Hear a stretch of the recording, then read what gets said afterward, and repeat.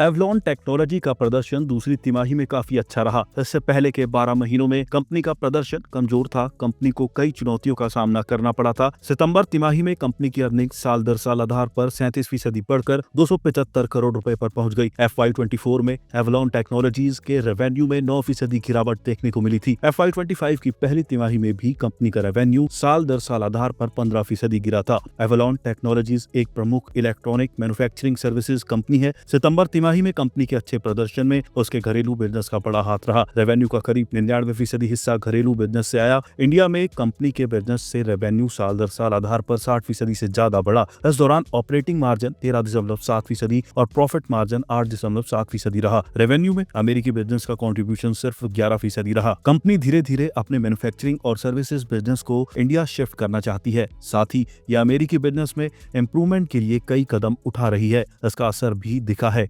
America business का loss घटकर सितंबर तिमाही में 4 करोड़ रुपए रहा, जबकि जून तिमाही में ये 14 करोड़ रुपए था। इंडिया में इंडस्ट्रियल, रेल, एरो और कम्युनिकेशन सेक्टर से जुड़े कंपनियों के कारोबार की ग्रोथ अच्छी रही है।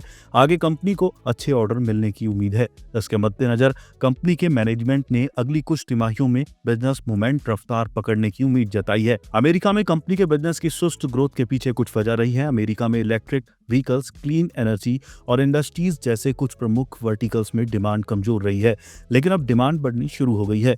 कंपनी को हाल में इंडस्ट्रियल, क्लीन एनर्जी और ऑयल सेक्टर्स में नए प्रोडक्ट्स मिले हैं। इससे मध्यम अवधि में इन सेक्टर्स में कंपनी के बिजनेस में इंप्रूवमेंट दिख सकती है। कंपनी की ऑर्डर बुक तिमाही दर तिमाही अच्छी रही है। सितंबर के अंत में ये 1485 करोड़ रुपए पर पहुंच गई। लंबे समय तक खराब प्रदर्शन के बाद सितंबर तिमाही में कंपनी के प्रदर्शन ने निवेशकों को चौंकाया है। खासकर कंपनी की रेवेन्यू ग्रोथ शानदार रही है।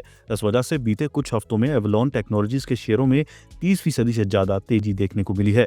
अभी इस स्टॉक में फिस्कल ईयर 26 के अनुमानित अर्निंग्स के 64 गुना पर ट्रेडिंग हो रही है। यह स्टॉक अपने ऑल टाइम हाई के करीब पहुंच चुका है। निवेशक गिरावट आने पर इस स्टॉक में निवेश कर सकते हैं या निवेश बढ़ा सकते हैं।